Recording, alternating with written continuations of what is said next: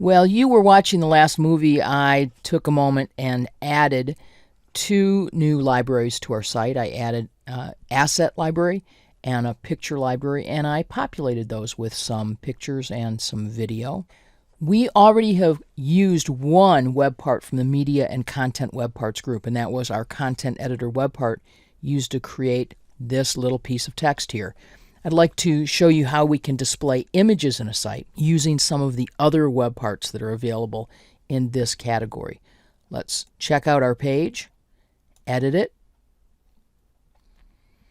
choose Insert, and this is not an app part, it is a web part, and we will use the Media and Content category. In this movie, we're going to use an image viewer. Very simple thing to use. And I'm going to put the image above this library explanation right here so that it appears at the top of the zone.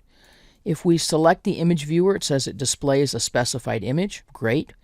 Remember, after you've selected it, to go back and click exactly where you'd like to position your insertion point for the incoming web part. Click Add. And here is our image viewer. It says to link to an image, open the tool pane and then type a URL in the image link text box.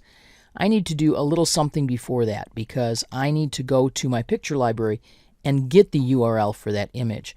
I'm going to right click and choose Open in New Tab so that I can just swing sideways. Here are my pictures, and the image that I want to use is this one right here for Bernal Heights. Now, if I click on that image, it will be displayed right here. And I also will see the hyperlink for that image that shows it in SharePoint. Right-click, and let's copy that shortcut and come back to our site. To link to an image, open the tool pane, type a URL. Remember, this tool pane is going to open to the right. I can paste my URL, Control-V, test the link. Love it. That works. I can provide some alternative text, and I can say this is the San Francisco skyline. The alternative text would be used in place of an image, for example, by a screen reader. It's an accessibility issue. So this is the San Francisco view from Bernal Hill. How do I want the image to be aligned? Horizontally and vertically. This is going to place it in the middle of the viewer. I have some other property choices we've set before. Do I want a fixed height and width? No. This is a 300 by 200 JPEG. I'd like to have it come in normal. Somebody shouldn't have to maximize or reset this to see it. But for my Chrome, I'm just going to throw a border around this and apply it. That looks good. Notice it still says Image Viewer, but we're still editing. Let's save this. I'm not sure that I like the border. I might just prefer the image. Let's go back. Remember, we're still checked out. We haven't checked this in. Click Edit again. With our web part selected, I can either choose to edit it or I can click Web Part Properties on the tab.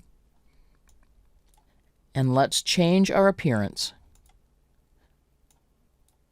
for no Chrome at all. Not the default, none. Save this. There's our image viewer. A static image. Works great. Let's check this in.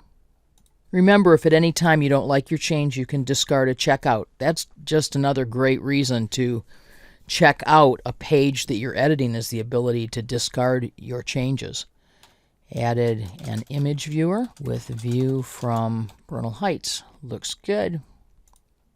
I'm not dating any of these comments or putting my initials on them because those attributes are actually being captured for me. I don't need to specify them. Here's our static image then, displayed in the image viewer web part. The second of our media and content web parts that we're spending a little time with. And it's nice if I have a collection of images because it's fairly easy for me to modify this web part and simply swap a different image in.